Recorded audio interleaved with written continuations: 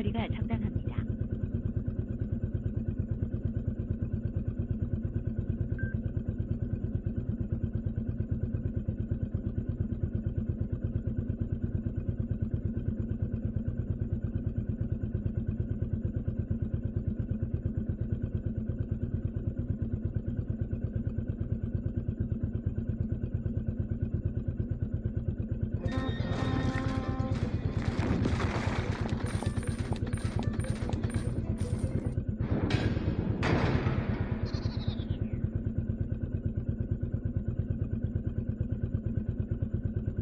겸손은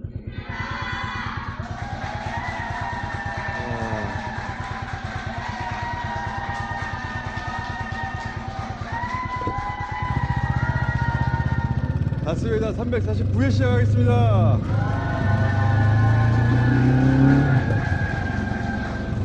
2주 전 수요일날 새벽에 갑자기 철이 시작했어요.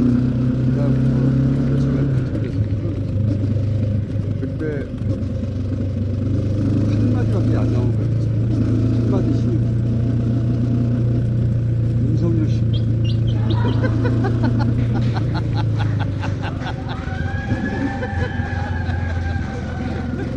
첫 번째 순서 세 분을 모시겠습니다.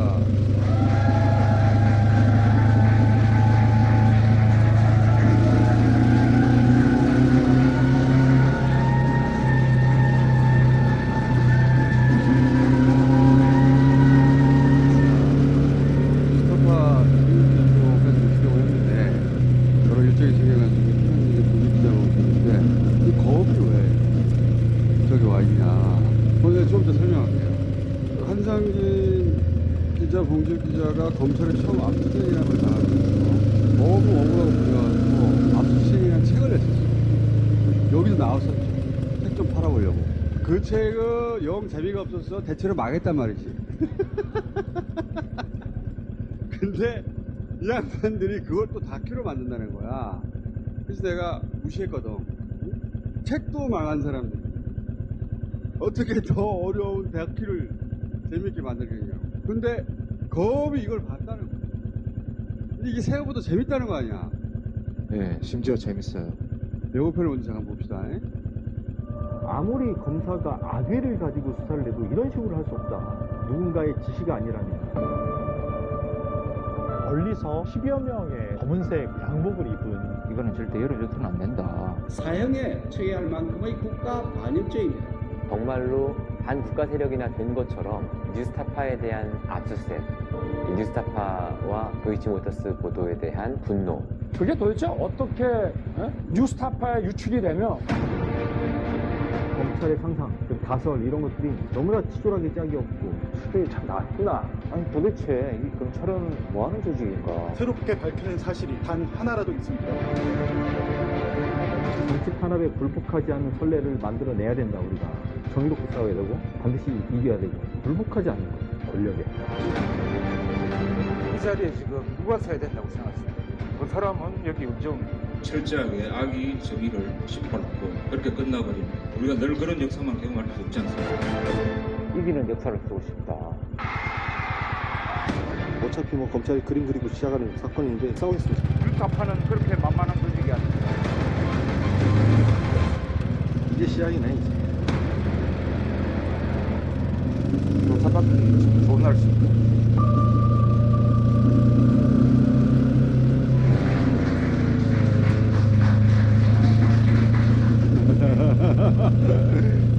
예고편은 재밌을 것 같은데. 예고편이 전부인 경우도 많잖아요. 예고편이 전부인 면이 조금 있어요. 농담이고요. 다큐멘터리가 내용이 좀 빈약하면 보통 1시간 반은 넘기기가 쉽지 않아요. 네, 아니 1시간도 넘기기 어렵지. 근데 1시간 50분이에요. 스포트라이트라는 영화를 본 적 있어요? 보스턴 지역에서 이제 성직자들이 아동을 추행한 사건을 가지고 기자들이 물고 늘어져가지고 그렇지, 끝내 그렇지. 이제 진실을 밝혀내는 내용인데 재밌는 영화인데 그거. 재밌는 영화죠.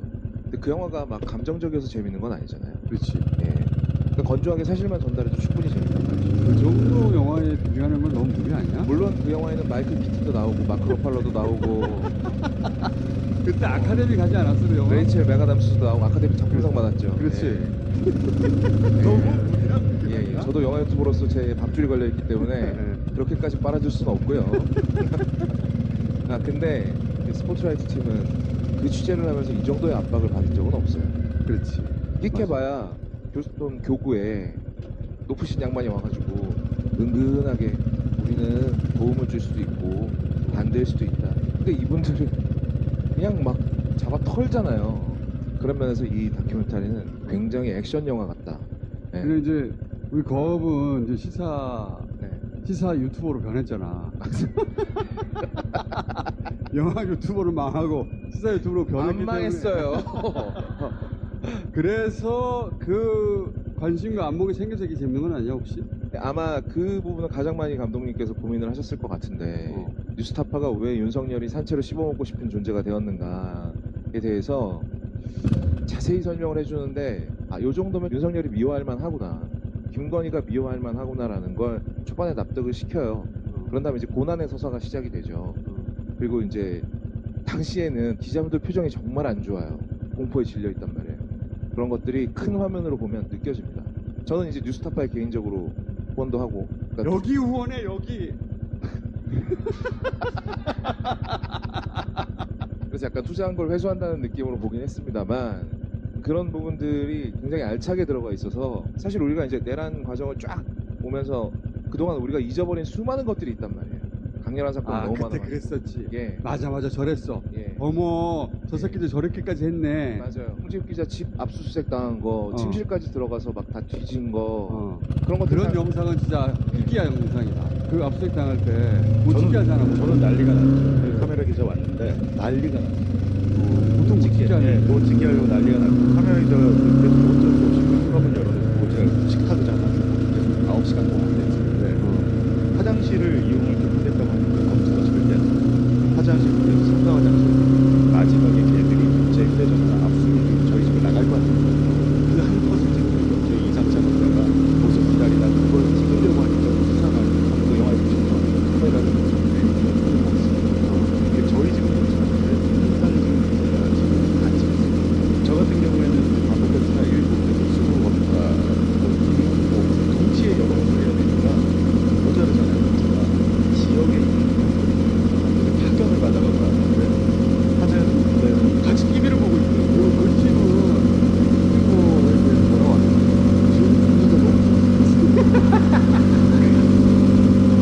아니 같이 TV를 보고 있어요. 같이 앉아서 얘기 많이 하고 날씨도 되게 압수수색 당하는 걸 다 찍었어요. 막지도 않고. 네, 막지도 않고 그럼 저희 얼굴만 좀 안 나오게 해주세요. 저희 거실에 그 CCTV가 하나 있죠. 홈캠이라고 하잖아요. 그걸로 제가 몰래 찍으려고 했어요. 야, 근데 그것까지 해서 SD카드를 빼버립니다. 자기들은 찍습니다. 이렇게 바디캠을 들고 자기들은 찍고 제 휴대전화 가져가자마자 다 보면서 찍어서 그래서 한수 영상만 있고 그렇죠. 저는 풀로 압수수색 당하는 편안한 영상은 항상 이제 김용진 대표 거기도 거의 못 찍었어요. 거기도 앞서 시작할 때 잠깐 앞부분 잠깐 찍고 앞쪽 때는 못 찍게 저희 팀만 다 털렸어요. 근데 왜 한상준 기자 집에 갔던 검사들은 그렇게 순순하게 찍으실 거면 왜 이렇게 했나? 김용민 대표의 공개 기자는 생긴 일단 막 되게 더럽게 생겼잖아요. 전 되게 좀 착하게 생기고 한상진 기자 자택 가면서 아마 징계받고 있습니다. 역사상 압수수색 장면을 이렇게 대놓고 찍은 적은 처음이에요. 그렇지. 네. 저희 영화 이후로 앞으로도 압수수색 장면을 찍고 경황이 없어서 못 찍고 찍으려고 해도 못 찍긴 하는데 이번에는 그게 풀로. 그래서 압수수색은 이런 식으로 이루어진다는 걸 볼 수 있겠네요, 우리가. 제가 몸수색 당하는 장면을 다 찍혀서 나오니까요. 이야, 리얼하겠다. 그런데 이제 그런 압수수색을 당하면서 검사하고 재밌게 TV 같이 봤다고요? 네. YTN 같이 보면서 저희 집에 대한 압수수색이 진행된다는 뉴스를 속보를 같이 봤어? 검사랑 저랑 앉아가지고 같이 뉴스 보고 그랬어요.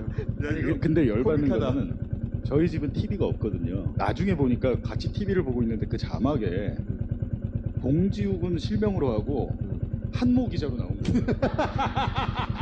오늘 압수수색 대상에는 뉴스타파 한모 기자와 봉지욱 전 JTBC 기자의 자택 등도 포함됐습니다. 제가 더 후배인데. 뉴스타파 한모 기자, JTB 봉지우. 아니 제가 압수수색을 당하는데 검사랑 수사관들하고 나란히 앉아 텔레비를 같이 봤어요. 분위기 되게 좋게. 근데 속보 이렇게 뜨는데 뉴스타파 한모 기자, 봉지욱 기자 자택 압수수색 이렇게 뜨는데 아니 왜 나는 한모 기자고 지욱이는 봉지욱 기자를 이름을 까냐고. 그런 것까지 다 찍혀 있어요. 그래서 또 영화에 담겼어요. 네, 영화에 나옵니다. 압수수색의 현장을 본 사람이 얼마나 돼요? 그 생생하게 보는 것이다. 관객 반응은. 그 장면이 좀 조금 긴데 이 귀한 장면이잖아요. 우리 수사관 분들 있잖아요. 절차적으로 되게 기계적으로 일을 하더라고. 기자분들하고 검사들 압수수색하러 온 사람들하고 대치하는 장면이 있는데 되게 인상적인 게 뉴스타파 분들은 한 명도 마스크를 쓴 사람이 없어요. 다 카메라를 들고 있어요. 근데 압수수색하러 온 팀들은 다 마스크를 끼고 있어요. 굉장히 인상적인 장면이고 관객분들 사이에서는 그런 반응이 제일 많았어요. 아, 그렇지, 맞아. 저랬어. 그래서 관객 반응이 좋았다는 거야. 맞죠. 알바들 아니야? 저희는 영화 제작에 관여를 하나도 안 했습니다. 김용진 메이커가 이걸 기록을 남겨야 된다고 혼자 준비를 거의 하셨는데 일반적으로 영화 오래 만든잖아요. 제가 생각하기에 2달 동안 만들었어요. 왜 그렇게 할 수 있었냐면 계속 기록을 다 남겨놨어요. 머릿속에 계속 있었구나. 이거를 이런 식으로 만들어서 첩도 이렇게 하고 이상하게 계속 하고 있었구나. 근데 이제 이 영화에서 지금 내레이션 화자가 없어요. 오로지 다 현장으로 보고 저는 깜짝 놀랐죠 사실. 기대 안 했거든요. 김용진 감독의 전작이 독벌독벌 이야기라는 게 있어서 저도 조선동화 다루는데 그거 관객이 1726명. 아니 어떻게 하면 1726명만 볼 수 있죠? 그랬던 분위기 때문에 저희는 기대를 전혀 안 했어요. 그러니까 책도 안 나갔다. 그 전작은 1,700명 봤는데 게다가 김용진 대표가 혼자서 2달 동안 만들었어. 그렇죠. 아이고, 아니, 잘 뭐- 나올 리가 없다 이거. 저는 아내랑 같이 봤는데 아내가 깜짝 놀라더라고요. 저희 아내 같은 경우는 모르는 상태에서 이걸 쭉 보다 보니까 뭐 저희 애들 사진도 한 컷이 나오더라고요. 왜냐면 이제 저 같은 경우는 애가 있는데 압수수색이 와가지고 그런 경우 사실 별로 없거든요. 근데 워낙 급했나 봐요. 그때. 그런 게 굉장히 리얼했겠다. 네. 그리고 나서 뒤에 계엄 이야기도 살짝 마무리로 들어갈 거고. 마무리가 살짝 급하게 된 느낌은 좀 있습니다만 아니 저희 걱정을 많이 했습니다. 그 내란하고 붙이려고 그래서 이걸 어떻게 붙이려고 그러나. 그러니까 그럼 억지 아닌가라는 생각을 했는데 제가 이제 예전 일을 가만히 생각해 보니까 윤석열이 전두환이랑 한 행태가 비슷합니다. 전두환이 1979년에 보안사령관 할 때 부마 항쟁이 일어났을 때 합동수사본부장을 보안사령관이 하게끔 직제를 바꿔갖고 연습을 한번 해요. 합수부장으로서. 그리고 11.6 김재규 박정희 암살 사건이 일어나니까 본격적으로 자기가 이제 합수부장을 하면서 정권을 자기가 먹잖아요. 마찬가지로 윤석열이 언론에 대해서 검찰을 동원하고 방심이 방통위 국민의힘을 동원해서 압박을 했을 때 그때 당시 분위기가 지금 생각하면 끔찍한 게 제가 기자인데 저를 취재하기 위해서 한 20명씩 매일 전화가 옵니다. 검사가 한 얘기를 듣고 저한테 확인을 하려고 한 거예요. 네. 기자들 편에 서 있는 게 아니라 검찰 편에 서서 기자를 그렇죠. 취재했어. 저희가 어떤 얘기를 해도 한 6개월간은 정말 씨알도 안 막혔습니다. 그러니까 굉장히 자괴감이 많이 느껴지고 나도 이렇게 살았나? 라는 옛날을 좀 이렇게 반추하게 됩니다. 검사가 흘려주면 특종이라고 생각을 하고 보도를 하고 또 한국 기자협회가 그 기자상을 줘요. 잘했어. 지금도 그렇습니다. 그러니까 이 잘못된 언론을 알고는 있었지만 막상 제가 당해보니까 야 이거 장난 아니구나. 근데 우리끼리 얘기했던 얘기는 지금은 어쩔 수 없어. 지금은 어쩔 수 없어. 지금은 당하는데 이대로 물러서지 않고 반드시 배가 부술 거다. 그런 각오들이 이제 세상에 나오는 거 아니야. 근데 실제로 배가 부수게 된 거 아니야. 그래서 만약에 기업을 우리 잡기는 승리의 기록으로 끝나지 않고 현대 진행형으로 끝났을 텐데 마침 개헌까지 그 탄핵까지 돼가지고 시기가 딱 좋긴 해. 그래서 급하게 지금 대표가 지금이다 하고 지금 개봉을 한 거 아니에요. 일단 영화를 보다 보면 기자분한테 굉장히 감정이입을 하게 돼요. 그 사람들도 지금 끝났으면 좋겠다. 근데 그때쯤에 기억이 터지면서 이제 그 탄핵 인용이 되는 장면이 나온단 말이에요. 약간 콩으로 먹는 거예요. 맛이가 결이 약간 콩으로 먹는 건데 어쨌든 타이밍상으로 지금 맞지. 김용진 대표가 이번에는 이 영상을 그 짧은 시간에 혼자 한 거 지도를 제대로 했다는 거 아니에요? 근데 사실상 이 영화의 주인공은 한상진입니다. 영화를 보시면 저랑 김용진은 무조건 싸우자 투쟁하자만 알린데 우리는 메소드요. 저도 인터뷰를 이러면서 멋있는 네, 그런 건 하나도 안 써. 자기들 멋있는 장면 나면 저는 뒤에서 울고 이런 식으로 구성을 해놨어요. 그것도 한 번 울었는데 그걸 몇 번 쪼개기 편집해가지고 곳곳에다 배치하고. 근데 사실 저는 저 영화 개봉할 때 집에서 그런 얘기를 했어요. 집사람하고 망했으면 좋겠다. 그래도 이제 많은 사람들이 안 봤으면 좋겠다. 아니 오늘도 걱정하더라고요. 뭐 잘 될 것 같아서 큰일이라고. 내가 아니 지금 왜 그러냐면요. 서울의 소리에서 영화 퍼스트 레이디 만들었을 때 어느 극장도 그거 상영관 안 잡아줬어요. 그래갖고 개봉이 되게 늦어졌는데 화면이 되니까 극장이 200곳이 많다. 스크린이 한 200천 되는데 다큐로는 엄청 많은 거다. 네. 근데 이제 얘기 들어보니까 이번 주 일요일까지 성적 안 나오면 바로 다 내린다고 하더라고요. 그렇죠. 원래 극장이 그렇게 원래 한다고 그렇죠. 하더라고요. 근데 지금은 극장 몇 개 열었어요? 스크린이 한 200개, 200개 넘게 열리긴 엄청 많은 거예요. 그러면. 엄청 많이 걸린 거죠. 큰일 났어요 지금. 형수 봤습니까 이 영화? 봐가지고 이제 영화 다 만들어진 다음에 이제 영등이에 보내잖아요. 이제 마지막으로 저희 집사람이 이제 이혼을 걸고 이거를 정리를 안 해주면 넌 이혼이다 했었던 게 저희 집 부엌이 나오죠. 저희 그렇지. 부부 쓰는 안방에 살림 보여주기 싫지. 엉클어져 있는 이불이 나오죠. 그렇지. 또 화장실이 막 나오고 거기 막 다 손 넣어서 이렇게 막 다 뒤지는 장면이 막 다 나오니까 다른 건 다 협상이 되는데 부엌은 좀 지루하거든요. 맨 마지막으로 저희가 영화 마무리하면서 하는 작업이 저희 부엌 이렇게 모자이크 켜져 그걸로 이제 겨우 피하는. 근데 이제 한상진 기자님 오시는 장면이 임팩트가 너무 세서 머리에 남아있지도 않아요. 한 번 울었는데 그거를 보고 있어. 근데 저는 이분 영화 시작부터 끝까지 계속 울고 계시거든요. 그게 이게 좀 오해가 있는데 이게 진짜 막 슬퍼서 우는 건 아니에요. 근데 처음에 어떤 장면에서 우신 거예요? 기억이 안 나요. 억울해서. 정말 이제 화가 나는 때 사람이 눈물이 날 수 있잖아요. 그렇죠. 마음에. 분해가지고. 그런 걸 잘 살려주는 게 또 감독이 해야 될 일 아닙니까? 그런 걸 살려주겠다는 의지가 전혀 느껴지지 않아요. 영화는. 그냥 얘는 우는 애. 자기는 되게 멋있는 말 막 하고 얘는 울고. 네, 막 자기는 멋있는 말 하고 갑자기 느닷없이 바람도 보이고 갑자기 울어요. 이런 식의 너무나 단순한 편집을 그래서 관객들 입장에서는 한상진 울보구나 이렇게 생각하도록. 네, 며칠 전까지 고민했던 게 이제 영화 상영금지 가처분을 걸어야 될 것 같다 이거는. 이건 이대로 낙선 안 된다. 저희 아내도 그러더라고요. 저 사람 왜 저렇게 원래 눈물이 많아? 야 저런 사람 아니야. 제가 본 기자 중에 가장 독한 기자 중에 한 명인데 거기서 노상 울고 있으니까 관객들이 보기에는. 근데 저한테 아내가 그러더라고요. 당신도 한번 울지 그랬냐고. 너무 딱딱하게 나오니까. 이게 압수수색 밑에 내란의 시작이라고 돼 있는 거 바꿔야 돼요. 울보 한상진.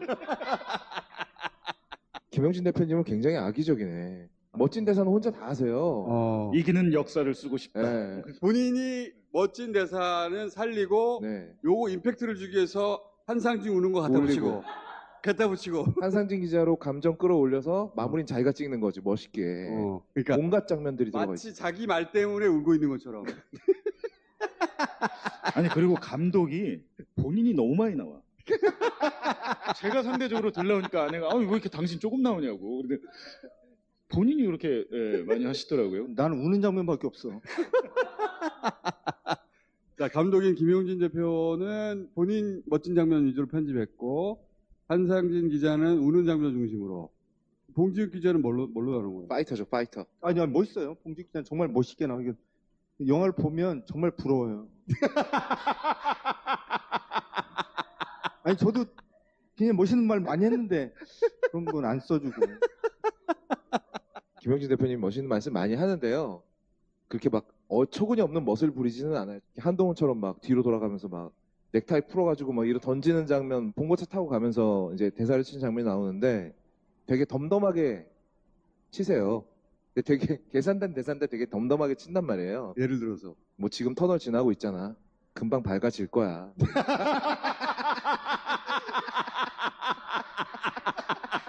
아니, 그러니까 그런 대사를 할 때 제가 항상 옆에 있잖아요. 예.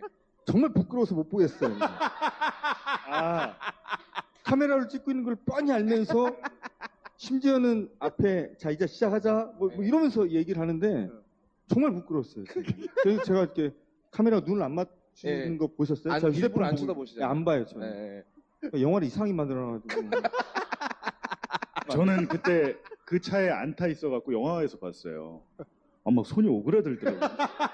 뭐 하는 거야 이게 지금? 너무 창피해요. 저 있었으면 절대 그런 거 못합니다. 이 서사가 정말 고약해요. 전장면에서 우셨단 말이에요. 오는 사람 옆에 앉혀놓고 김영진 대표님이 야 지금 어둡지? 예, 터널 끝에 금방 와. 밝아질 거야. 울지 마, 울보야. 그런 이미지. 상당히 악의적이었다고 봅니다. 예. 그러니까 김영진 대표는 머릿속에서 다 편집하고 있었던 거야. 네. 얘 울보 만들고 나서 네. 내가 위로하고 네. 그 터널이 지나가 멋진 대사하고 또 다음 장면 지나가고 네. 아무도 몰랐지. 그렇지. 그 장면 왜 찍는지 그때 감독만 알고 있었던 거지. 지금 아마 일본에서 지금 귀국하고 있는데요. 머릿속에는 2탄을 생각하고 있습니다. 한상식 똥범 찾으면서 혹시 안 소화내요. 그런 거를 알고 보면 되게 재밌겠다. 김용진 대표의 음모, 사악한 음모와 거기에 한없이 당하는 한상진 기자. 그거 왜 이제 우리가 윤석열이 처음 이제 검찰총장 취임할 때 청문회라든지 거기서도 정말 감탄이 나옵니다. 입만 열면 거짓말을 해. 그때는 다 몰랐지 우리가. 네, 근데 우리가 그때 몰랐잖아요. 그렇지. 네. 모든 게 거짓말이라는 걸 몰랐지. 자, 지금 극장행 200개 되고 이번 주말에 성적이 좋아야 이게 계속 극장이 살아남거든요. 어떻게 도와주면 돼? 일단은 한상진 기자가 도와주는 거 원하지 않는 것 같고. 저는 별 하고 싶은 말이 없어요. 지금 걱정하고 있다니까요. 많은 분이 보실까봐. 근데 많은 분들이 좀 봐주시면 저희는 10원 한 장 받는 거 없고요. 그 수익금을 가지고 각 지역의 독립언론 양성을 합니다. 수익금은 그렇게 쓸 것이고 어찌됐든 영화를 보시면 저도 그런 생각이 들더라고요. 저도 너무 오래되니까 잊어버리고 있어서 재판받고 있지만 다음 주에 저 재판인데 생각이 잘 안 나요. 우리는 너무 빨리 망각하고 윤석열에 대해서도 김건희에 대해서도 제가 볼 때는 정권 바뀌고 금방 잊어버리고 잊지 말자는 차원에서 많은 분들이 좀 잊으시고 있습니다. 저도 한 말씀 인물 얘기 말고 7년 전쟁이라고 적어놨는데 뉴스타파와 이동일의 7년 전쟁을 적어놨는데 저희 뉴스타파가 잘났다 그래서 이런 거 보여드리려고 만든 건 아니고 예전에 저희가 검찰개혁을 그렇게 목소리 높여서 부르다가 또 시간이 있잖아요. 이 검찰개혁이 왜 필요한지 언론개혁이 왜 필요한지 언론의 역할이 무엇이어야 되는지에 대해서 많은 분들이 고민할 수 있는 계기만 될 수 있으면 제 분들이 이 정도 망신을 감수할 수 있겠다 그런 생각 많은 분들이 좀 봐주셨으면 좋겠습니다. 여기까지 하겠습니다. 감사합니다. 고맙습니다.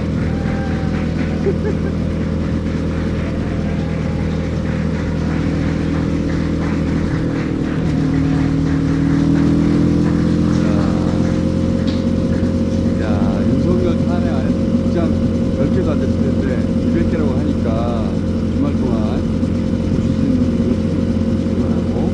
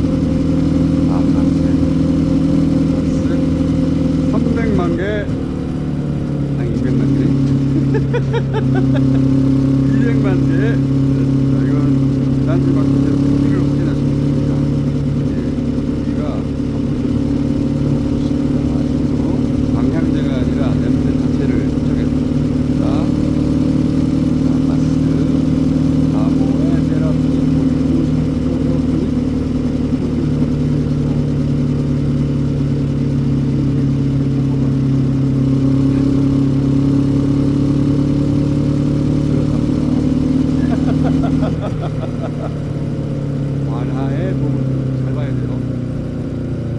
나는 게 아닙니다. 완화예요. 네. 완화도 중요하지. 완화에 도움을 주는 지약처 인증 특허 출원하는 원료. 네. 이런 증상 개선에도 도움을 준다. 오케이. 딴지마켓. 북한에 미친 사람들. 닥스메디. 오랫동안 딴지마켓 관계해왔는데 북한에 미친 사람들. 역시 오래된 제품이고 딴지마켓 후기를 확인하시면 알겠습니다. 평가를.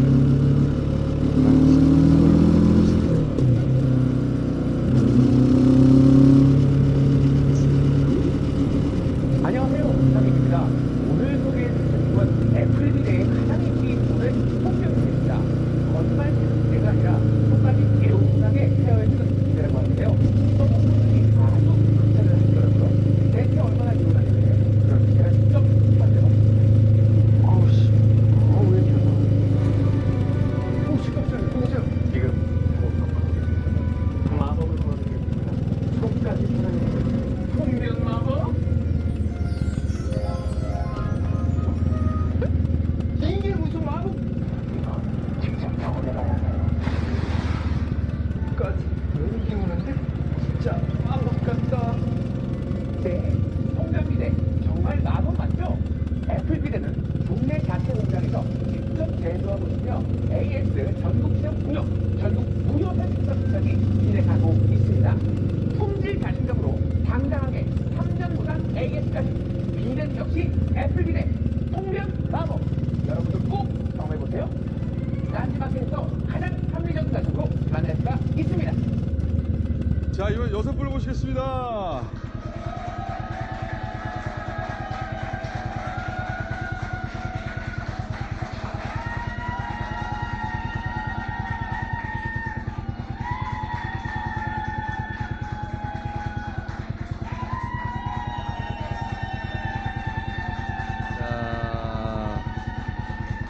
새로운 게 나와서 이게 먹고 시작해야 될 것 같아. 네. 이거 나도 누룩굴비 겸사겸사 키친에서 판매하는 누룩굴비입니다. 나도 누구 제사상인 줄 알았다.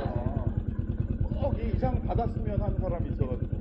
한번 드셔보세요. 지금 짐버랑 같이 드시면 진짜 궁합이 잘 맞거든요. 제가 알기로는 그 탄핵 대구 처음 아닌가요? 이 다배가? 맞아요. 네, 맞잖아요. 진짜 너무 기쁜 날이잖아요. 잔칫날입니다. 잔칫날. 이거는 이제 한 입에 먹어야 되잖아요. 이런 거는 잘라서 먹으면 맛 없잖아요. 진짜 네. 한 입에. 한 입에? 진짜? 와. 여러분 누룩굴비입니다. 누룩굴비. 누룩굴비가 뭐지? 이거를 반건조해서 쪄가지고 조리가 돼서 나온 건데 저는 전자레인지에 데워서 먹었거든요. 너무 맛있어요. 소금도 귀한 친한 소금으로 사용했다는 거. 여러분 진짜 지금 우리 윤석열 평론가님이 들고 있는 저 보냉백. 이 정도면 패션 아이템이죠, 여러분. 네네. 우리 요 정도는 다 들고 다녀줘야 패션 좀 안다. 네네. 준비된 수량 소진 씨까지만 준비된다는 점 말씀드리고요. 그리고 진버입니다, 여러분. 진버는 사랑이죠. 진버가 없었으면 어떻게 그 겨울을 내가 버텼나. 진짜 드디어 봄이 오니까 진버를 또 시원하게 마시고 너무 좋습니다. 5월달 초까지 선물 세트를 진짜 잘 나가니까 저희 이번에 또 선거를 기다리면서 저희 완판을 시키는 거 목표로 해보겠습니다. 이렇게 선전을 하면 완판이 돼요? 거의 다 완판녀예요. 진짜 대단하다. 준비를 조금 시켜요. 아니 저도 사실 아까 이걸 먹었거든요. 들어오기 전에. 사실 다 먹었어요. 4개를 주길래. 너무 맛있어요. 네, 진짜 맛있었는데 저는 고추장보다는 이제 그 된장인가? 네, 거기에 싼 게 더 맛있긴 하더라고요. 근데 이렇게 많이 먹는데 날씬할 수가 있어요. I say just like you say what? Just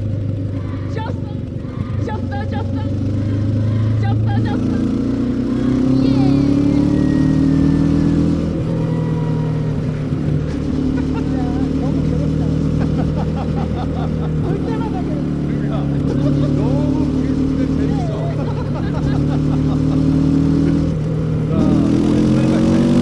그 할머니가 해주시던 1년에 딱 3개월, 그러니까 한철밖에는 나지 않는 거네요. 그래서 이번에 완판되면은 이제 1년 기다리셔야 된다고 합니다. 짐버 같이 세트로 구매하셔가지고 그래도 생선이 다 비린내는 조금씩 있잖아요. 또 지금 기억이 안 나지. 네. 이게 먹고 날 수밖에 없는 사실. 네. 안 난다고 합니다. 바로 옆에서. 네.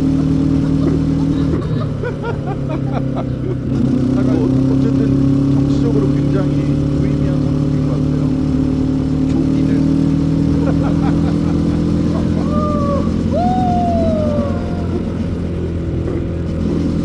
잘 갖다 붙인다.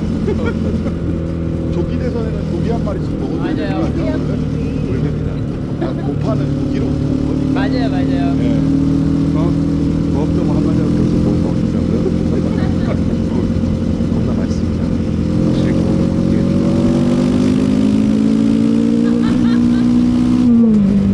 그만하자. 자, 오늘 세 가지 얘기를 하려고 하는데, 강성호가 반드시 광인이 등장합니다. 지난 총선 때도 광인 등장했고, 이번에도 광인 1호 한덕수, 광인 2호 조희대, 그리고 이제 원조 광인 김건희. 우선 광인 1호 한덕수가 출마를 할 수 있을 것이냐. 부인은 출마 의지가 충만한데 5월 4일까지 공직자는 사표를 내야 되거든요. 근데 국민의힘 후보가 5월 3일날 결정돼요. 만약에 5월 3일 홍준표가 됐다. 그러면 홍준표는 그렇게 어렵게 자기가 후보가 됐는데, 그런데 그거를 한덕수한테 바쳐? 미쳤나? 무소속의 한덕수는 힘이 빠져가지고 자기 밑에 올 텐데 그렇게 생각하지 않겠냐는 거고, 그건 김문수도 마찬가지입니다. 근데 또 다른 전망은 그렇게 한덕수가 미국에 가가지고 트럼프한테 잘해주고 트럼프가 한덕수가 그걸 하면 그것도 5월 3일 전에 해가지고 28일까지 움직이나 이런 전망입니다.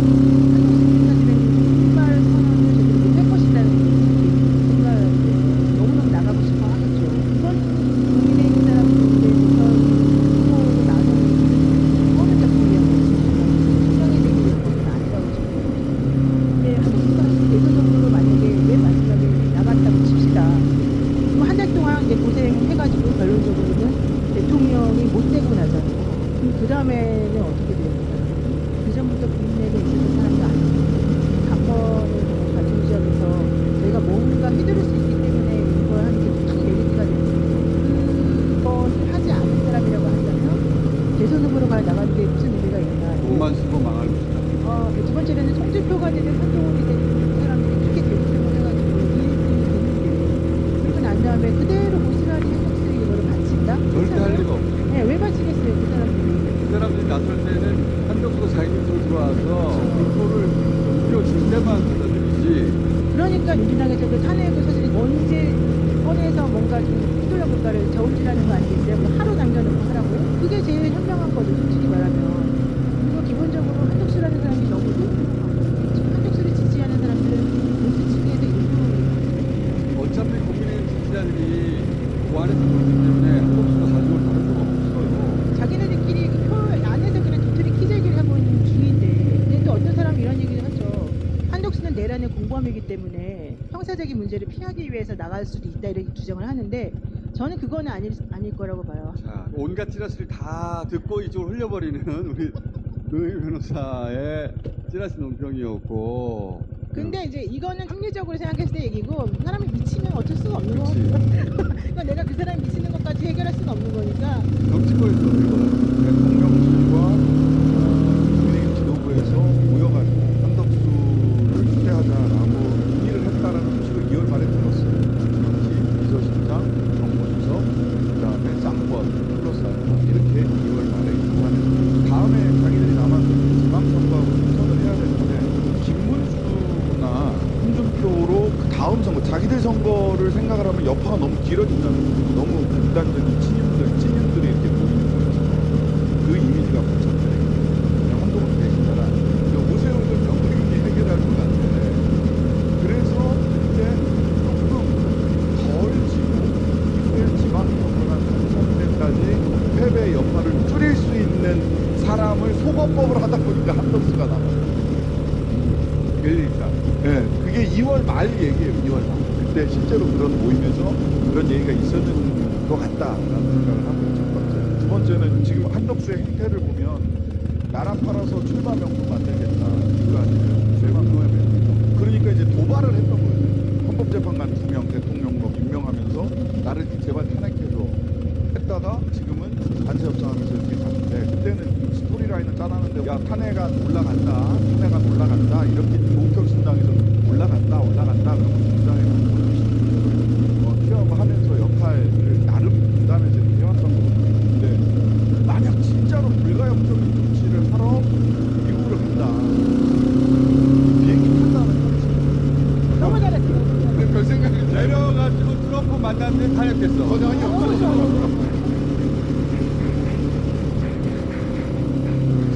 그런 또 생각을 해봐야 된다. 근데 그렇게 됐을 경우에 그 다음 지장이 있을 수 있어요. 그래서 이것도 사실 굉장히 신중하게 고려를 해봐야 되는데 무슨 얘기냐면 탄핵이 되면 정치되는 거지 사퇴되는 게 아니에요. 그러면 헌재에서 판단을 해줄 때까지 총리를 선정을 못하고 권한 중지된 헌재에서 총리 계속 있는 거예요. 이재명 대통령이 된 이후에도 그런 일이 벌어질 수도 있다는 거죠. 그런 거지. 근데 진짜 나라 팔아먹을 불가역적 조치를 하러 가면 비행기 타면 탄핵해야 된다. 내리면은 권한이 없어. 그리고 저는 출마는 못할 거라고 생각합니다. 결국은 돈을 못 모아요. 대선이 장난이 아니거든. 하루에 몇 억씩 들어가는 레이스예요. 자기 돈으로는 못해요. 자기 돈으로는 절대 못해요. 대선은 자기 돈이 있어도 안 쓸 사람이야. 그리고 그 사람은 국무총리 이거 할 때 제가 쭉 봤는데요. 개인 카드 사용 내역이 1도 없어요. 진짜 1원도 없어요. 법카. 주로 법카. 절대 자기 돈이 있어도 대통령을 안 쓰고 국민추대위원회에 딱 서 있는 분들 보셨어요? 한덕수 총리보다 나이가 더 많은 어르신들이 보이고 계시거든요. 신현 쪽에서도 거기에 돈까지 태우면서 한덕수 총리로 레이스 들어갈까? 그리고 기업들 절대 태우지 않아요. 삼성 이정 회장이 이재명 만나버렸어요. 파란 넥타이하고. 대기업들이 보통 보험으로 양쪽 모두에게 걸어두는데 이번에는 이쪽으로 걸어둘 이유가 없거든. 그러니까 돈도 안 나와 있고. 국민의힘은 후보가 되면 거기서는 국가보조금 갖고 선거 치를 수 있지. 사전에도 받고 나중에도 또 받기 때문에 국가보조금으로 국민의힘은 선거를 치를 수 있지만 무소속 한덕수 선거 치를 수 없어요.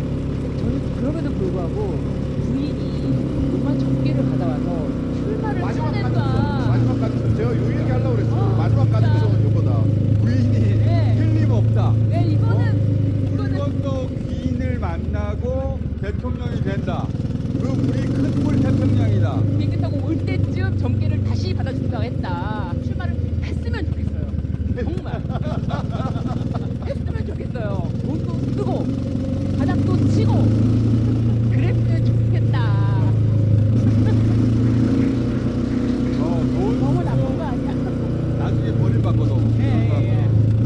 제발 이게 전개가 잘 나왔으면 하지만 중요한 건 저는 신정식 변호사님이 아까 지금 위험성도 말했지만 의원님 말대로 비행기 타면 탄핵시켜버렸으면 좋겠어요. 그러니까 더 이상 이 상황을 두고 볼 수가 없어요. 이렇게 외국녀적인 행동을 뻔뻔하게 하면서 자기 사적으로 재산을 구해 나갈 명분을 만들려고 해요. 김어지 절대 안 그러잖아요. 기가 출마할 명분을 찾겠다는 거 아니야. 이런 사람의 그 행복하게 만들어주는 나 제발 출마해. 제발.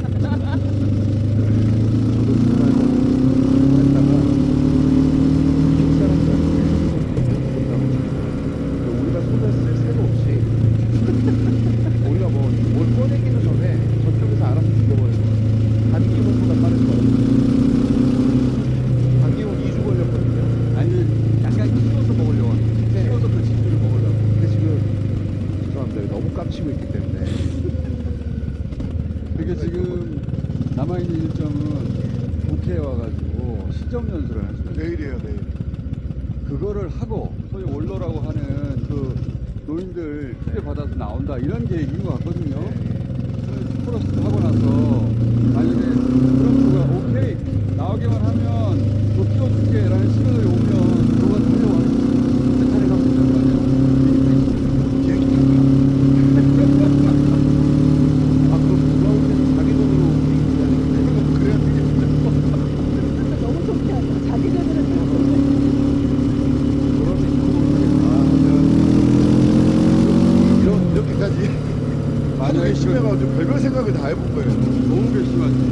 광인 이름도 새로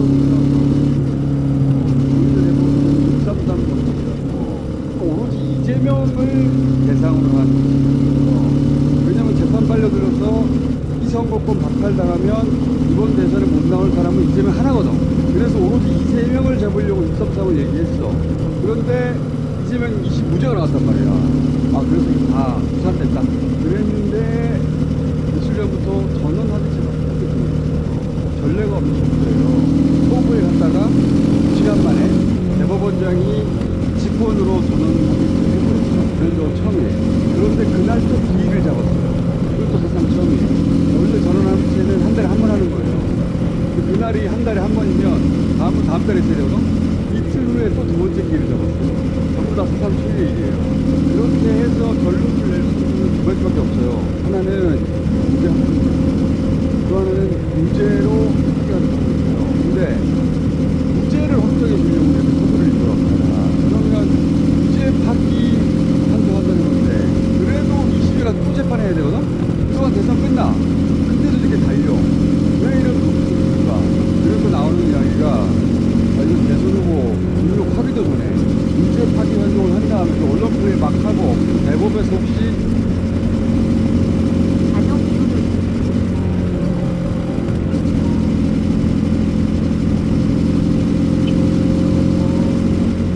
언제 와?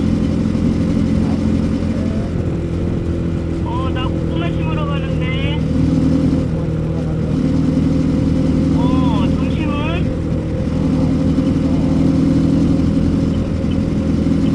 알았어. 오늘 올 거야.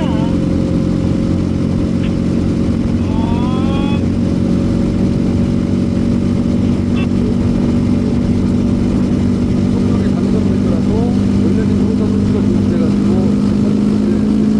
선거가 많아요. 미친 거지. 그래서 광명이라는 거예요. 네. 목소리들 전혀는. 저는 기본적으로 너무 그렇게까지 생각할 필요는 없다고 봐요. 진짜 파기 작하는 기관을 가지고 파기 작하는 게 진짜 없어요.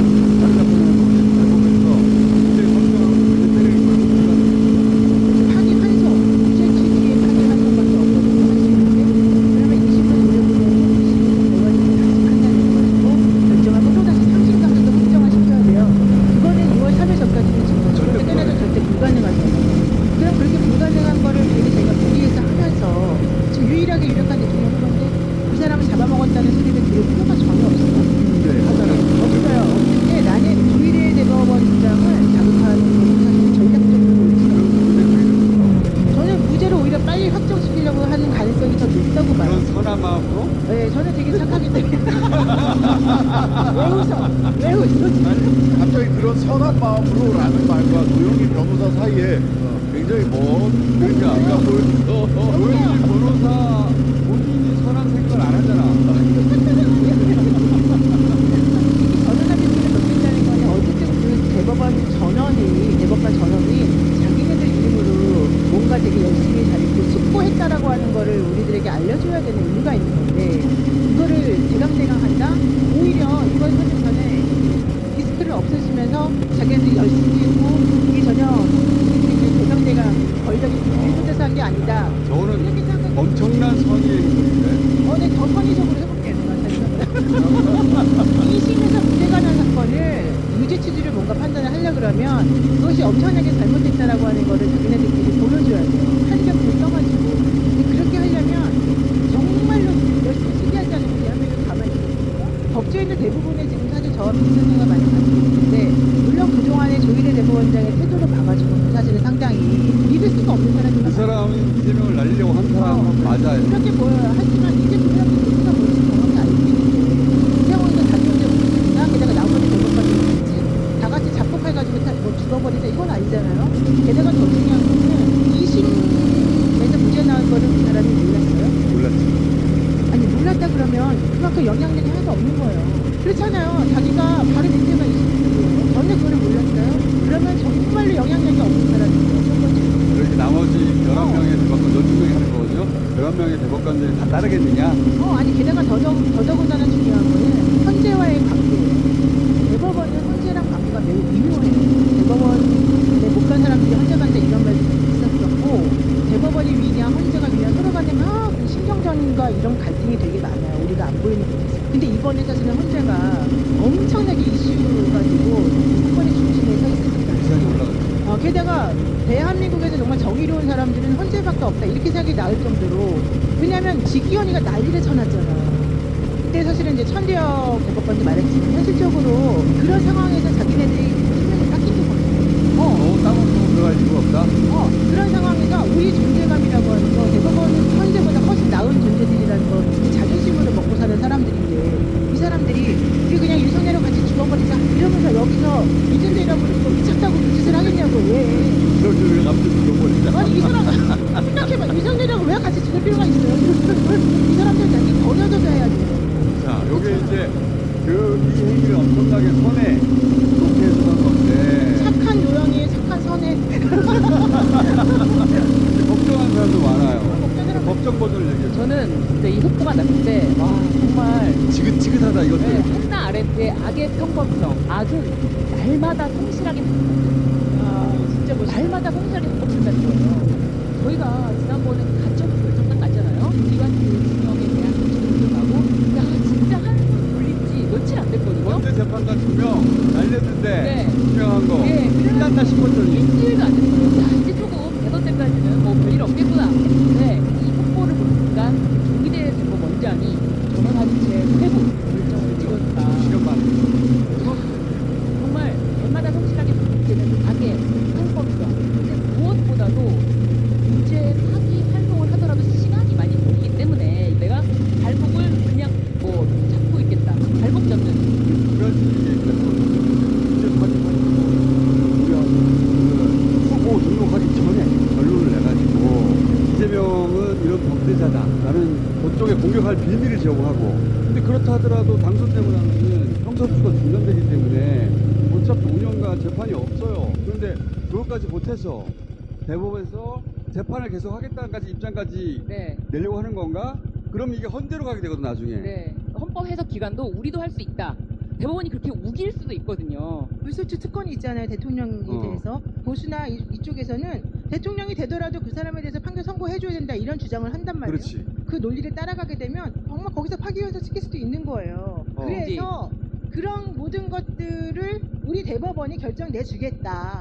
선회하는 사람들은 대법이 털어주려고 한다고 하지만, 걱정하는 사람들은 거꾸로 파기환송 유죄 취지를 한 다음에 한번 다 끝나. 그런 이유에도 그 재판을 계속 진행시켜가지고 이재명 대통령을 대법원에서 다시 유죄를 확정해가지고 그걸로 당선 무효를 만들겠다 라는 플랜까지 가지고 있는 거 아니냐.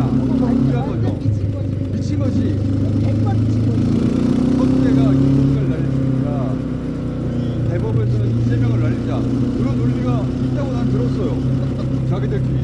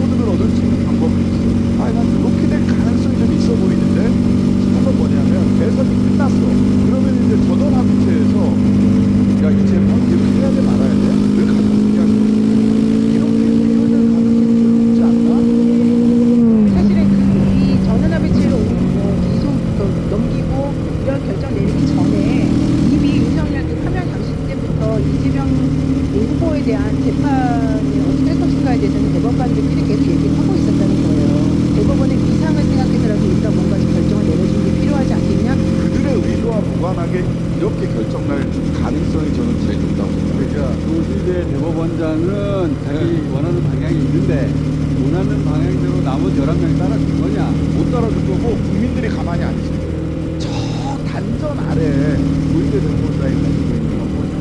저 향판 출신의 문형배와 헌법재판소가 주목받는 거를 눈보이셔서 보고 그들이 윤석열을 날리다니. 네, 말이 돼? 그럼 내가 이쪽을 하나를 날려주거나 아니면 내가 결정적으로 뭔가 중요한 역할, 대한민국 법치주의에 모르는 게 혹시 대법원이냐? 이거를 하고 싶은 욕구는 저 단전 아래 공항처럼 불붙는데 그게 무죄로 확정하는 게 아니라 사기 환수를 줄인다는 거예요. 아니 그런 욕구가 거기서부터 홍보를 하는데 설득하기가 쉽지 않은 거고 대법관들 그 다음에 국민들이 가만히 안 있을 거다. 눈치 본다고 보거든요. 지기현 두 번째는 카메라 촬영으로 저는 이제 걱정 하나 그렇게 안 될 거라고 생각하는 것이라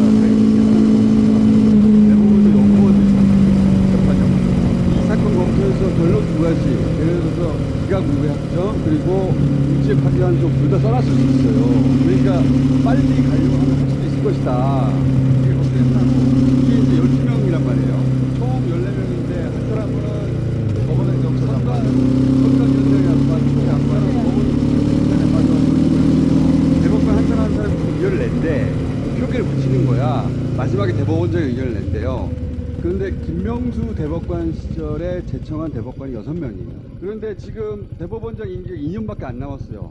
나이가 많아가지고. 그러면 2년밖에 안 남은 대법원장과 함께 죽으려고 할까? 그 대법관 중에 다음 대법원장이 나오는데 그 대법원장을 지명한 사람은 이재명일 가능성이 굉장히 높은데 이제 그러니까 12명이 반으로 딱 갈려서 만약에 6대6이 됐다. 그러면 어떻게 되느냐? 원심 확정이에요. 그냥 무죄 확정되는 거예요. 6대6이면. 맞아요. 그렇게 될 가능성도 상당히 있다. 왜 갑자기 태도가 바뀌는 거예요? 아니야. 아까 아니, 내가 말했었잖아. 그렇게 하려고 하는 거예요. 선언의 속으로 내가 법리와 선언의 속으로 내가 해주는데 이렇게 착한 내가 말해주는데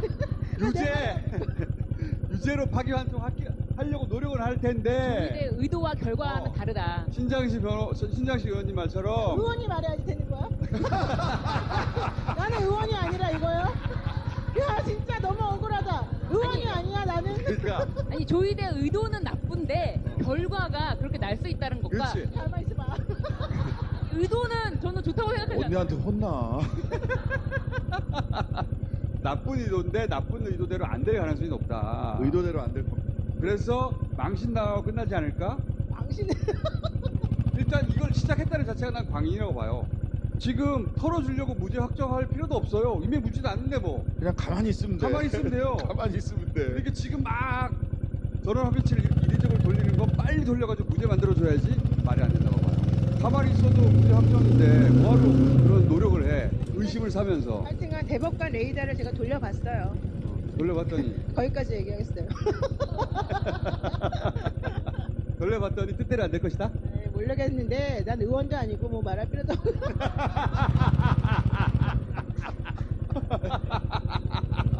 돌려본 것만 얘기해봐요. 그럼 돌려봤어요. 예, 저하고 비슷하지 않을까. 이게 합리적인 사람들의 생각이라고 봐요. 왜냐하면 지금 유일한 대통령 후보로 50%가 넘었다는 얘기가 나오잖아요. 진짜 대법원에 있는 분들을 포함해서 판사들은 여론에 진짜 민감해요. 생각보다. 근데 자기네들 때문에 대통령이 될 사람을 흠을 그렇게 심하게 내가지고 어떤 이득을 받겠다는 거예요. 보수의 마지막 희망. 그렇지. 아니 저는 그런 생각을 조희대 대법원장은 할 수도 있다고 생각해요. 할 수도 있다. 나는 그래도 우리 대법원을 믿어요. 대법관들은 믿을 수 있는데 조희대 대법원장의 의도는 그러니까 저는 제도의 힘을 믿어요. 양절로 자 우리 양절 변호사도 저희가 조희대가 지금 막 급하게 돌리는 거 이거 어떻게 결론날 것 같아요? 조희대가 들어줄 수 있는 것은 이 선거판에 그래도 국민의 쪽에 보완하는 긍정적인 것 정도 모두 보호를 다 합니다. 그러니까 빨리 돌리는 걸로 보호를 다 했고 결과는 뜻대로 안 나올 것이다? 네, 결과는 아니 전원의 업체 회부하는 것 자체로 빨리 돌리는 걸로 뭔가 그래도 야 우리 이렇게 내가 이렇게까지 해줬어. 하긴 했어. 하긴 했어. 성의 표시? 네. 성의 표시. 아니 그 성의 표시도 큰 거예요 사실. 뭐 이렇게까지 못 써. 가만히 있으면 되는데 사실. 그렇지, 이렇게까지 할 필요가 없는데. 내가 이 정도까지 해줬으면 됐지 뭐. 유죄 파기환송이 5월 10일 전에 난다니까 불가능하죠. 상식적으로는 그 조희대 대법원장의 의도와 무관하게 다른 결론이 망회 소득이 있는 결론이 나올 수도 있다. 그러나 꺼져불도 다시 보자. 그건 맞아. 계속 조희대 그런데 얘기를 해야 돼. 투겨 맨날 하고 조희대 투가예요. 이것도 저는 필요를 하다고 봅니다. 비 아프대. 비 아프대요. 비 아프대. 아니 조희대 이름을 말하기 시작하면 얼마 안 돼요. 그럼 지기현도 있는데. 앞으로도 안 돼. 비에 피날 때까지 해야 되는 거 맞아요. 조희대. 계속 해야 돼. 게다가 이것도 전환하기 때문에 다 대법관들의 의견을 무시할 거잖아요. 심의제 여부도 무죄 판결이 앞으로 나올 것이다. 이거를 계속 얘기해야 된다. 왜냐면 이게 머리가 안 되는 거예요. 그래서 민주당의 의식을 보내줘야 된다니까. 우리는 당신들의 미심이다.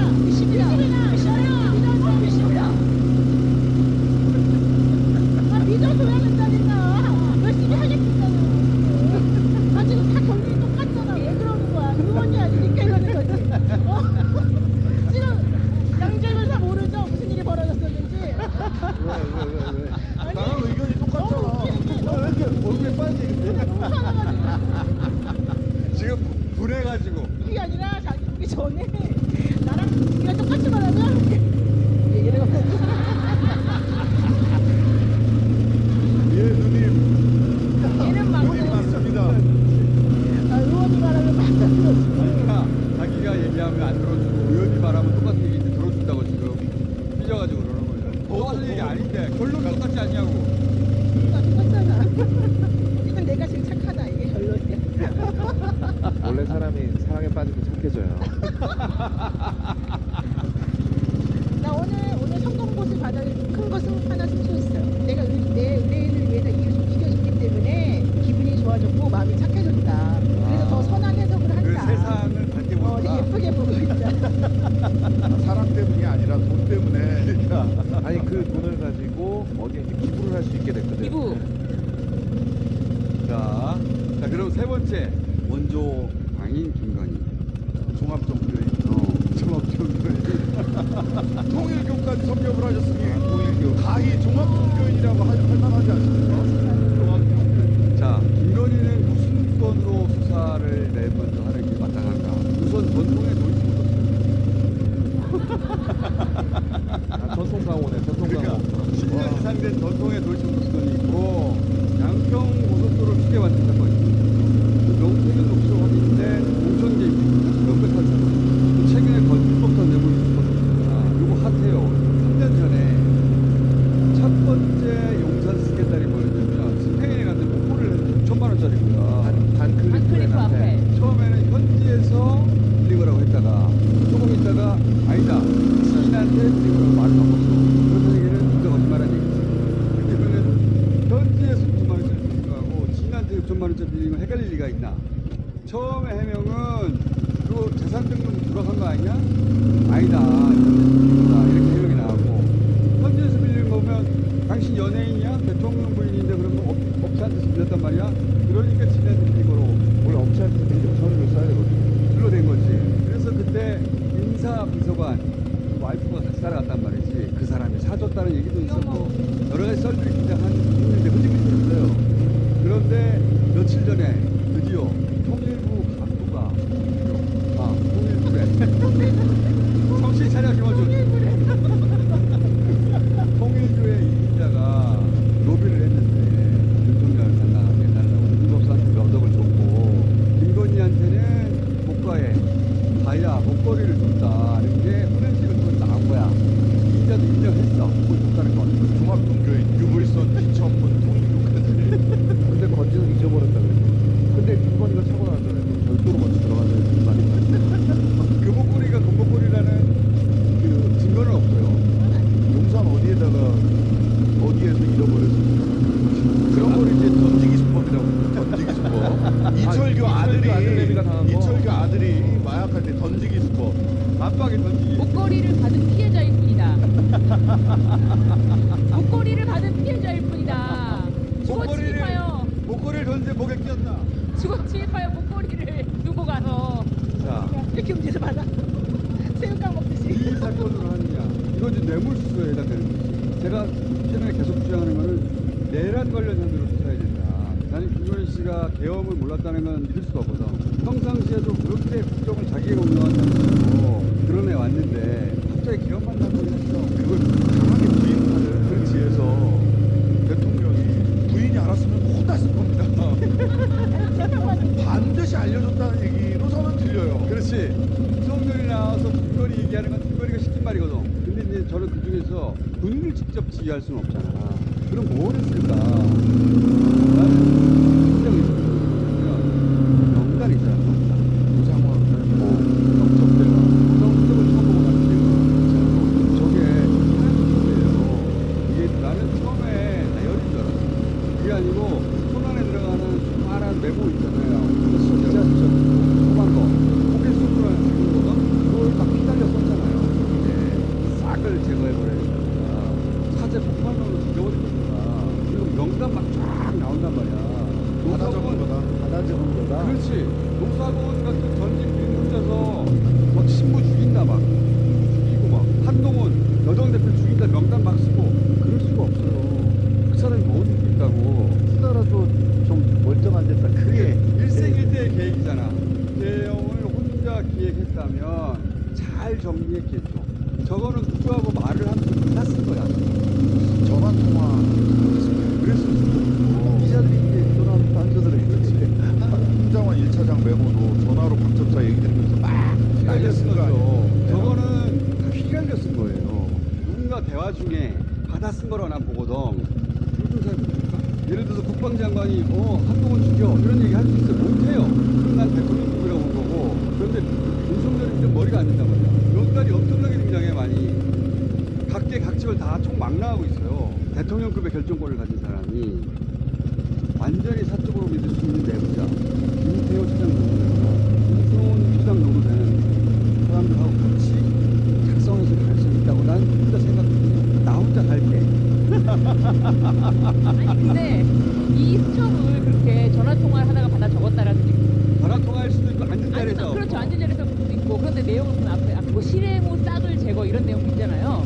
저는 이 문장과 조선일보 폐가시켜버릴 거야. 이 문장이랑 좀 덜 익숙하다. 그 신문사를 언론사를 목숨 걸고 제거한다? 폐간시킨다? 이런 말 안 하지 않나요? 아무도 안 하죠. 어렵죠. 폐간시켜버릴 거야. 근데 이런 것도 실행후 싹을 제거. 근원을 없애버려. 폐간. 그리고 거기 보면 죽이는 방법이 자세히 나오거든. 독극물로 죽이고 막 폭파시켜서 죽이고 5천에서 2만 명이야. 그러면 5천 명, 2만 명을 전직 군인 혼자 죽인다는 계획을 어떻게 세워요? 불가능해요. 거기 보면 정의구현 사재단 단 전체야 전체 그냥. 그러면 신부 수십 명, 100여 명을 죽여버린다는 거거든. 그 다음에 조국 일가, 문씨 일가 이렇게 써 있어요. 가족들 다 죽인다는 거야.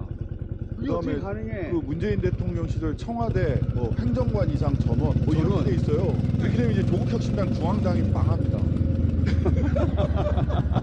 아니 다 해보잖아요. 적어도 10,000명은 된다고 그래. 거기 나와 있는 사람들 다 합쳐보면 실제 5천에서 2만 정도라고 써있단 말이야. 이거를 일개 군인이 계획한다는 건 불가능해요. 그다음에 선거 제도를 연구하라잖아. 삼선 한다. 그런 계획을 노상원 혼자 수첩에 적고 있었다는 건 말이 안 된다는 거야. 지금 노상원 재판을 비공개로 하고 있다는 것 자체가 문제다. 지기현이. 네, 지기현이 김용원하고 노상원 재판을 비공개로 하잖아요.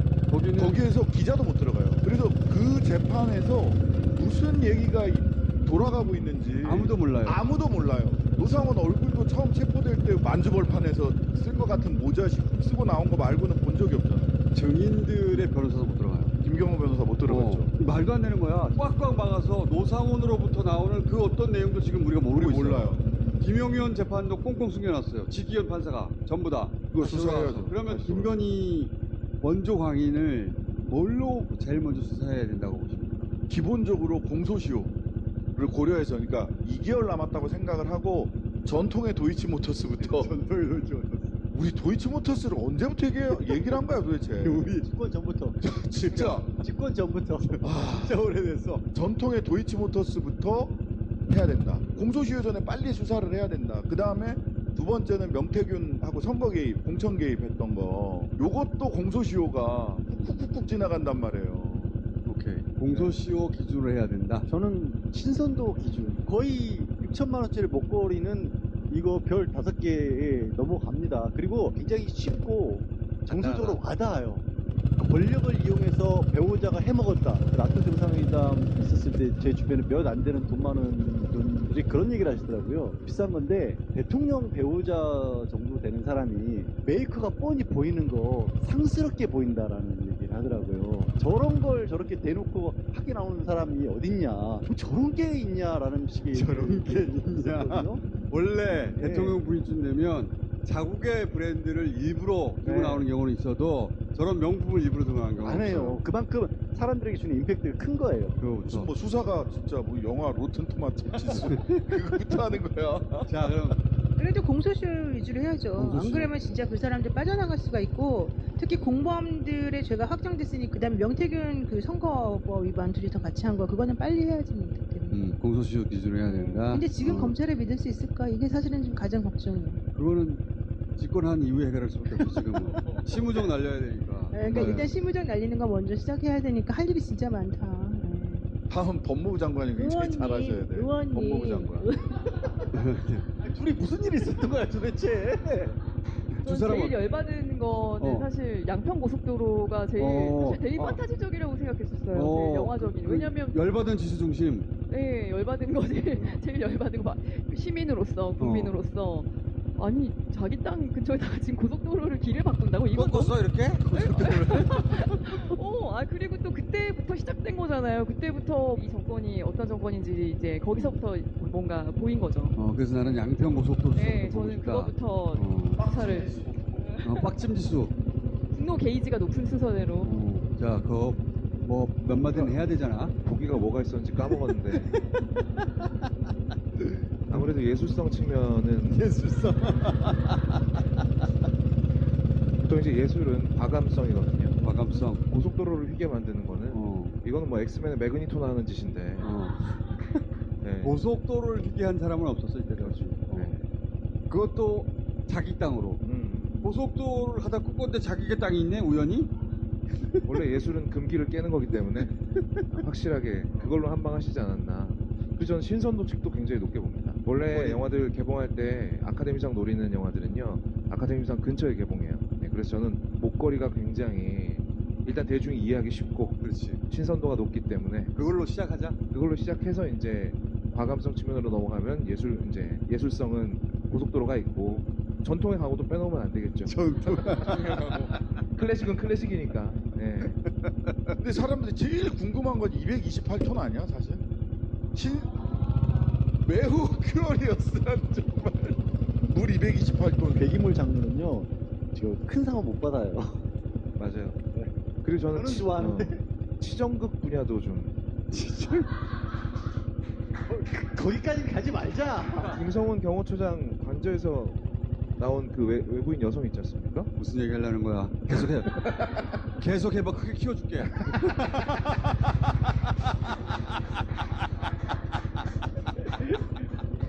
누군가는 굉장히 화가 나지 않을까. 한 번 더 가봐. 그게 키울 수가 없다. 그러니까 하지 더 마. 가봐. 하지 마. 하지 더 마. 가서 다 죽어봐. 한번. 그만할게요. 자, 편집해가지고 요거 따로 쇼츠로 만들게요. 쇼츠로 만들고 우리 본편에서 빼버릴 거야. 좋아. 이제 잘한다. 나머지는 살아야지. 우리는 그 새로운 시대에 좀 살고 있을게. 혼자 죽으라고. 죽을 확률 높아 그거. 계속하면 죽을 확률 높다고. 대한뉴스 가서 해 그거. 안 돼요. 안 돼. 무슨 소리야? 근데 김건희 씨 관련해서 꼭 잊지 말아야 될 사건이 디올백 최재형 목사님과 이명수 기자의 그 희생의 콜라보잖아요. 그렇지. 아니 최재형 목사님이 뇌물이다, 청탁했다, 뇌물로 건넸다. 라고까지 굉장히 강하게 말씀하셨고 그분 그 사건을 위해서 어마어마하게 고통받지 않았습니까? 그렇기 때문에 우리가 최재형 목사님과 이명수 기자의 그 희생을 잊지 않기 위해서라도 목걸이 수사할 때 그거 네. 다시 해야 되겠다. 그렇죠. 다시. 네네. 마약 수사도 해야 돼요. 마약 그- 저번에 한번 크게 걸렸을 때 디올 상자에 이렇게 넣어가지고 그때 걸렸었어요. 디오라고 연결하는 건 너 무리수 아니야? 좀 그래. 무리수. 근데 그러긴 한데 어쨌든 마약은 위험하잖아요. 야, 위험하잖아. 한다며. 장르별로 다 있네. 나는 요즘에 마약에 꽂혔어요. 그 말레이시아 사건 나왔고 마약 나왔고 검수 원복할 때 한동훈 법무부 장관이 마약 수사에 대한 지휘권을 자기네가 꼭 가져가야 된다 해서 가져갔어요. 세관에서 마약사분들이 무사 통과했고 그것은 백혜령 경정 사건도 있고 다 마약이 그치. 연결돼 있어요 다. 근데 그 마약 사건이 파보면은 혹시 근데 이제 디올백 하면 하나 더 그 짚고 넘어가야 될 게 그때 그게 배우자가 300만 원짜리까지 받아도 관계가 없다. 괜찮다. 그렇지. 권익위원회에서 그렇게 권익위가 안 했지. 당시 그 결정을 주도했던 사람이 정승윤 권익위 부위원장이었거든요. 사무처장 겸. 그분이 얼마 전에 부산 교육감 출마했던 사람이 맞아요. 빨간 옷 입고 맞아요. 목사님들한테 막 안수받고 불교연합회장인데 목사한테 안수받았어요. 네. 김석준 지금 현 교육감이 얼마나 고마운지 진짜 다행히도 또 뉴스공장에 계속 김석준 김씨가 하나밖에 없어요. 이래가지고 디올백 얘기를 기왕에 꺼냈으니까 그때 김건희는 참 억울했을 것 같아요. 아니 가지고 300 그게 무슨 명품이라고 이건 진짜 조그만 파우치 정도인데 아니, 선물이라 하면 뭐 적어도 6천만 원이나 돼야지. 그래야 뭐 걸지 형이 펴신데 진짜 우수지에서 그렇게 많이 실드를 쳐줬기 때문에 실제로 그렇게 쳤죠. 그럼 나를 줘요. 왜 자기가 갖고 있는 거야? 나를 줘. 왜 자기가 갖고 있는 거야? 나를 줘 그러면. 저도 좋을 것 같아요. 단단하게. 난 괜찮아요. 그런 난 단단하지 뭐 그러면.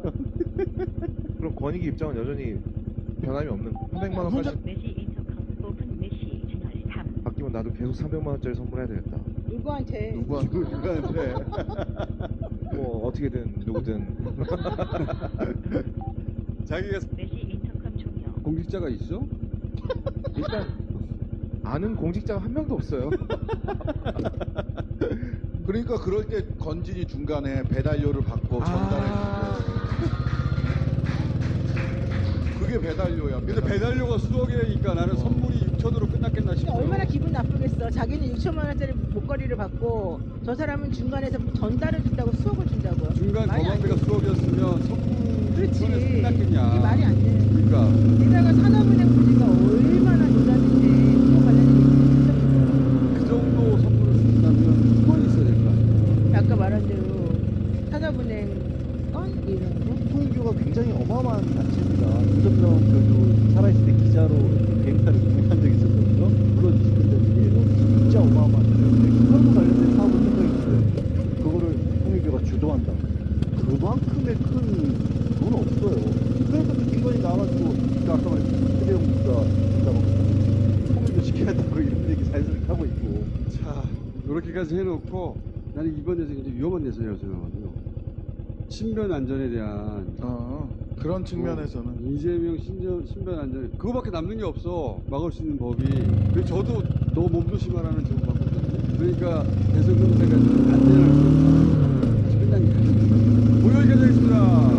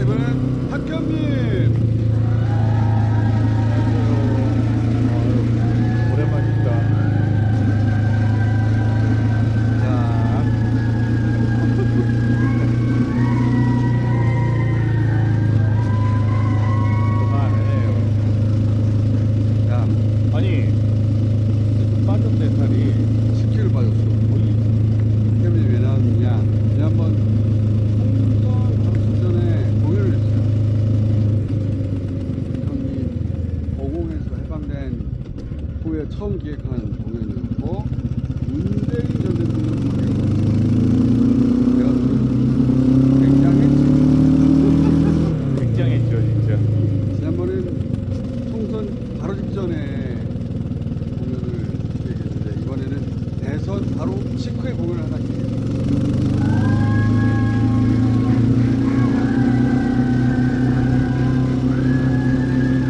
그때는 뷰티풀, 이번에는 파워풀.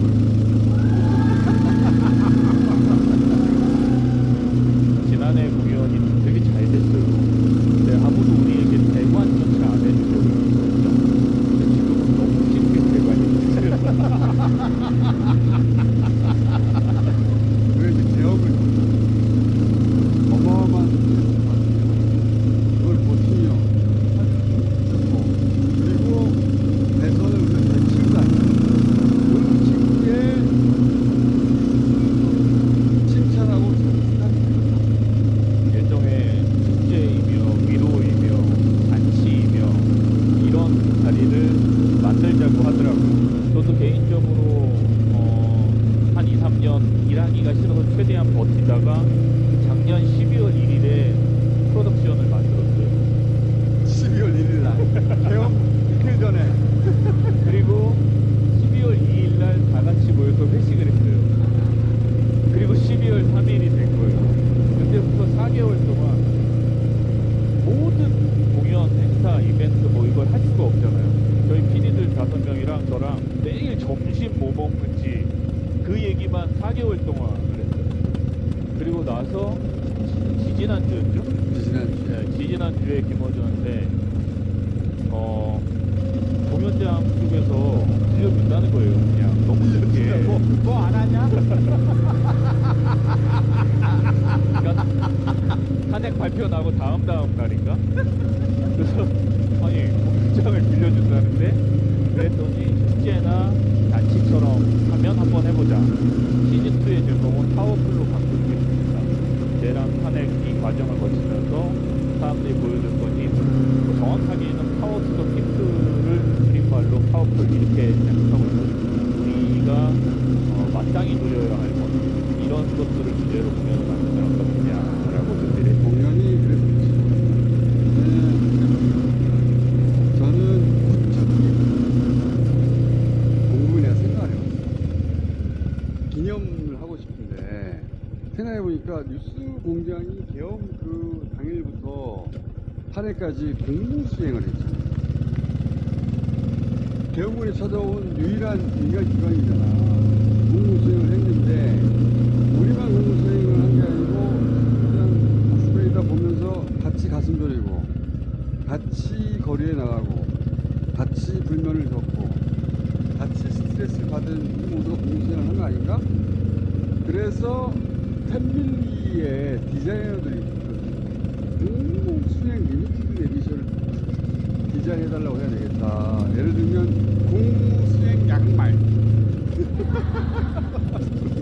기다려봐 멋지게 나올 테니까. 우리 다 같이 못되겠으니까 축제와 잔치로 만들겠어요.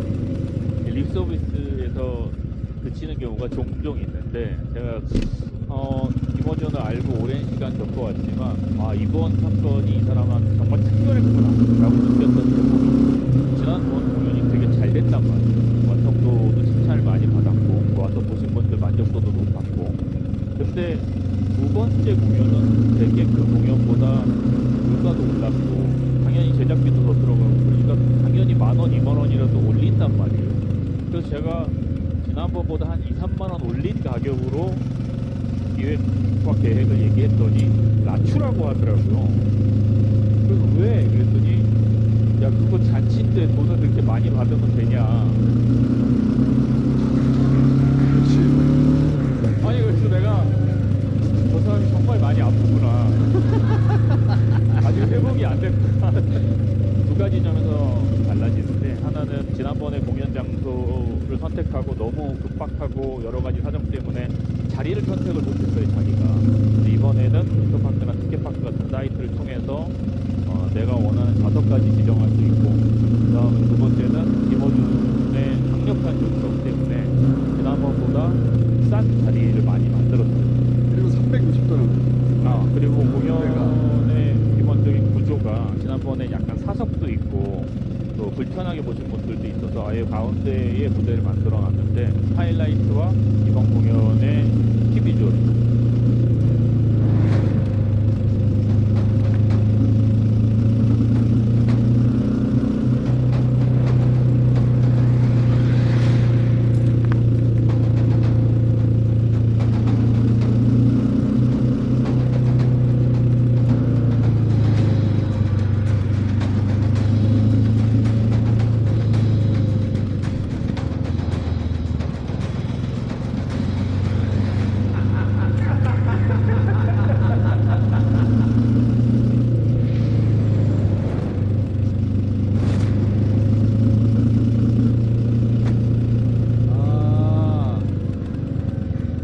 로고가 이게 바뀌었구나. 네. 뷰티풀이. 원래는 보시는 것처럼 차방차방 아름다운 뷰티풀이 파워풀이라는 제목으로 바뀌었고 김어준의 코스염을 지난번에 나무로 표현을 했는데 이번에는 보시다시피 불사조로 불사조 맞지?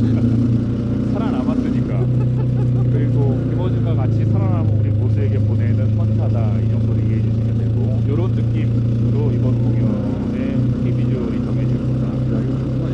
요거는 굿즈 이런 거에 그냥 적용해 본 거예요. 이런 제품이 실제로 나올지 안 나올지는 아직 정해지지 않았는데 예를 들면 원형 무대나 중앙 무대가 익숙하지 않은 분들 그다음에 감이 좀 안 오시는 분들을 위해서 이런 식의 무대가 만들어질 거고 이게 중앙에 있는 거죠. 이런 식으로 연출을 하려고 준비하고 있고 360도로 둘러싸서 보는 거네. 그렇죠. 이런 대규모 합창단 뭐 이런 것들이 이제 연출될 수 있고 여러 가지 방식에서 얼굴들을 볼 수 있고 이런 느낌들로 공연을 지금 준비하고 있습니다. 지난번 공연 때도 그랬지만 다른 여러 작가들과 콜라보하고 또 이번에는 가창이 많아요. 노래하는 부분 되게 다 여러분들이 따라 부를 수 있는 노래들도 만들려고 하고 현재 구석에 등급이 없죠. 등급이 있죠. 짠티켓을 만들어 내려면 그렇지. 앞쪽은 좀 비싸고 뒤쪽은 싸고 그것도 뭐 각자 선택하는 거니까 이번에도 게스트는 그 어떤 때보다 다양하지 않을까. 이 과정에서 우리한테 위로가 됐던 사람들이 꽤 있잖아요. 그런 분들을 당연히 초청해야 되는 거 아니야? 그렇지. 이재명 후보는 그때는 대통령이니까 선택 안 했고 그 외에는 다 섭외할 수 있어. 나 뭐 바보지 시킬 거야? 네? 뭐라고요? 이번엔 어떤 거 시킬 거냐고. 노래는 하나 꼭 해야 될 것 같고 지금 화면을 보시면 두 명에서 이렇게 뿌옇게 올라가는데 맨 위에 마이크 같은 거 달려있는 자리 있죠? 마지막에 그 자리쯤 매달아 놓으면 제일 좋지 않을까. 공연을 하는 동안 계속 올라갔다 내려갔다. 김어준이라는 사람을 만난 지 저도 한 15년 거의 한 20년 가까이 됐어요. 딴지일보 시절의 김어준과 그 다음에 낙동수 시절의 김어준과 경선은 힘들다 시절의 김어준과 최근의 김어준 이 각각이 비슷하면서도 좀 달라요. 앞에 것들을 어떻게 AI로 학습을 시켜서 김어준 대 김어준 대 김어준 대 김어준으로 쇼 같은 걸 만들면 어떨까. 그러니까 과거의 김어준이 현재의 김어준에게 뭔가 질문하고 다시 또 미래의 김어준이 현재의 김어준에게 뭔가 이야기하고 재밌을 수도 있겠다. 사람 올 수도 있죠. 누가? 김어준이. 내가? 스태프들한테 아니 살이 많이 빠졌다는데 나는 잘 모르겠는데 그랬더니 대중심으로 빠져서 그럴 거예요. 사실 이번 공연은 독립운동부터 응원봉혁명까지 사실은 4.19든 5.18이든 촛불이든 참 희한한 민족이잖아요. 우리가 어떤 위기의 순간마다 사람들이 그것을 제자리로 돌려놓는 엄청난 힘들을 발휘했던 사람들도 있어요. 4.19도 5.18도 우리 스스로 칭찬을 하고 싶어 나는 그날은. 또 신기한 건 그때마다 불려졌던 노래들 그것들을 이번에도 김영석, 김일상 그리고 정재일의 곡들로 그리고 만들려고 합니다. 한강 모르겠어요? 무슨 말을 그렇게 하냐고. 모르겠어요? 과거가 현재를 구하고 현재가 산다는 한강 작가 일분이라도 아주 무조건 초청하고 제일 좋은 건 두 사람이 앉는 자리를 만들어 보는 게 목표고 또 유시민 작가는 사실은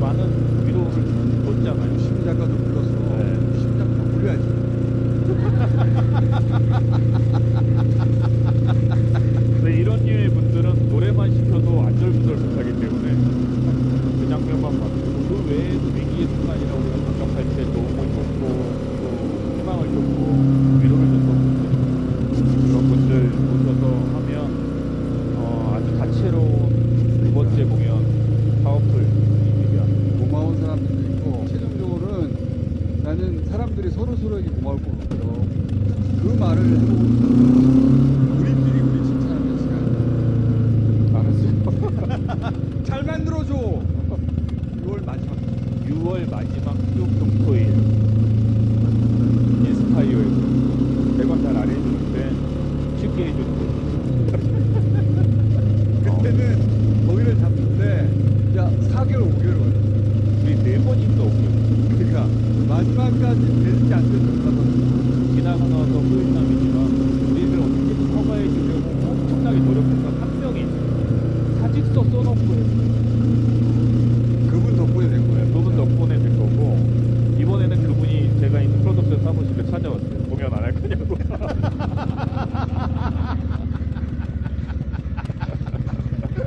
공연하실 때가 되는데 왜 안 하시냐고.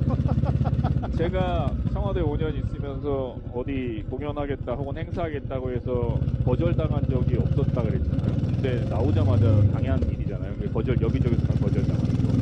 근데 그동안 한 번도 경험하지 못한 게 공연장에서 먼저 와서 안 하겠냐고 물어본 것도 이번이 처음이에요. 그러니까 윤석열 파면되자마자 공연 안 하실 거예요? 선의로 얘기한 거죠.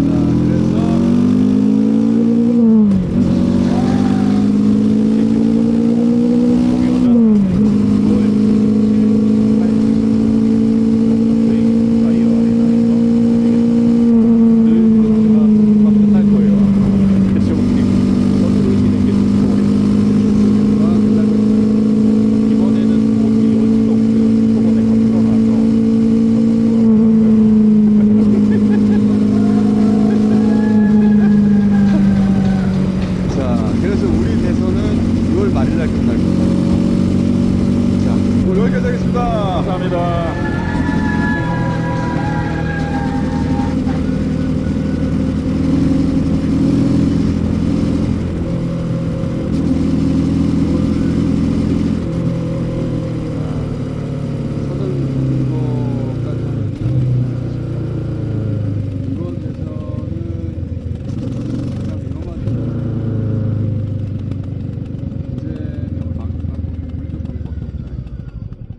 마지막까지 방심하지 말아야 되고 반드시 투표해가지고 이 지긋지긋한 내란의 끝을 봅시다. 끝!